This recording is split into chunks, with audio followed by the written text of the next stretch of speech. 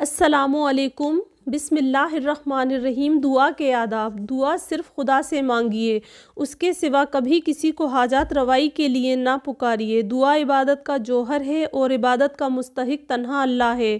قرآن پاک کا ارشاد ہے، لَہُ دعوۃ الحق والذین یدعون من دونہ لا یستجیبون لہم بشیء الا کباسط کفیہ الی الماء لیبلغ فاہ وما ھو ببلیغ وما دعاء الکافرین الا فی ضلال۔ اسی کو پکارنا برحق ہے، اور یہ لوگ اس کو چھوڑ کر جن ہستیوں کو پکارتے ہیں وہ ان کی دعاؤں کا کوئی جواب نہیں دے سکتے۔ ان کو پکارنا تو ایسا ہے جیسے کوئی شخص اپنے دونوں ہاتھ پانی کی طرف پھیلا کر چاہے کہ پانی دور ہی سے اس کے منہ میں آ پہنچے، حالانکہ پانی اس تک کبھی نہیں پہنچ سکتا۔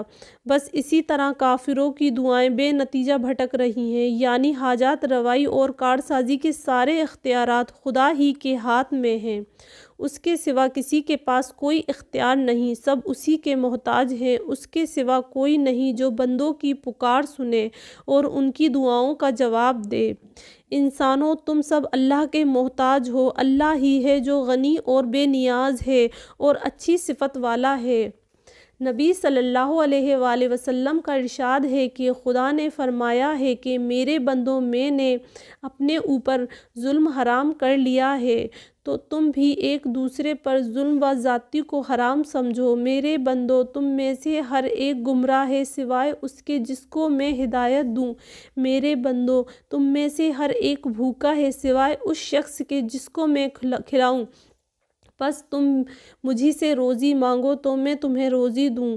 میرے بندو، تم میں سے ہر ایک ننگا ہے سوائے اس کے جس کو میں پہناؤں۔ پس تم مجھی سے لباس مانگو، میں تمہیں پہناؤں گا۔ میرے بندو، تم رات میں بھی گناہ کرتے ہو اور دن میں بھی، میں سارے گناہ معاف کر دوں گا۔ اور آپ نے یہ بھی ارشاد فرمایا کہ آدمی کو اپنی ساری حاجاتیں خدا ہی سے مانگنی چاہیے، یہاں تک کہ اگر جوتے کا تمچہ ٹوٹ جائے تو خدا ہی سے مانگے، اور اگر نمک کی ضرورت ہو تو وہ بھی اسی سے مانگے۔ مطلب یہ ہے کہ انسان کو اپنی چھوٹی سے چھوٹی ضرورت کے لیے بھی خدا ہی کی طرف متوجہ ہونا چاہیے۔ اس کے سوا نہ کوئی دعاؤں کا سننے والا ہے اور نہ کوئی مرادیں پوری کرنے والا ہے۔ خدا سے وہی کچھ مانگیے جو حلال اور طیب ہو۔ ناجائز مقاصد اور گناہ کے کاموں کے لیے خدا کے حضور ہاتھ پھیلانا انتہائی درجے کی بے ادبی، بے حیائی اور گستاخی ہے۔ حرام اور ناجائز مرادوں کے پورا ہونے کے لیے خدا سے دعائیں کرنا اور منتیں مانگنا دین کے ساتھ بدترین قسم کا مذاق ہے۔ اسی طرح ان باتوں کے لیے بھی دعا نہ مانگیے جو خدا نے ازلی طور پر طے فرما دی ہیں اور جن میں تبدیلی نہیں ہو سکتی۔ مثلاً کوئی پستہ قد انسان اپنے قد کے دراز ہونے کی دعا کرے، یا کوئی غیر معمولی دراز قد انسان قد کے پست ہونے کی دعا کرے، یا کوئی دعا کرے کہ میں ہمیشہ جوان رہوں اور کبھی بڑھاپا نہ آئے وغیرہ۔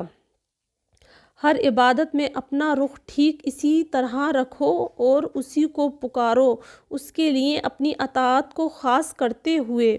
خدا کے حضور اپنی ضرورتیں رکھنے والا نافرمانی کی راہ پر چلتے ہوئے ناجائز مرادوں کے لیے دعا نہ مانگیں، بلکہ اچھے کردار اور پاکیزہ جذبات پیش کرتے ہوئے نیک مرادوں کے لیے خدا کے حضور اپنی درخواست رکھیے۔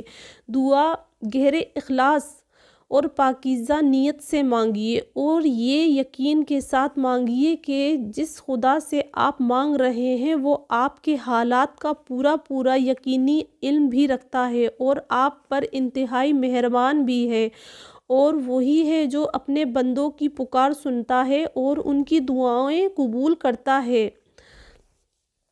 نمود و نمائش، ریاکاری اور شرک کے ہر شعبے سے اپنی دعاؤں کو بے امیز رکھیے۔ اللہ تعالیٰ کہنے سننے سے زیادہ عمل کی توفیق عطا فرمائے، اور ہم جو اللہ سے دعائیں مانگتے ہیں انہیں بھی قبول فرمائے۔ السلام علیکم۔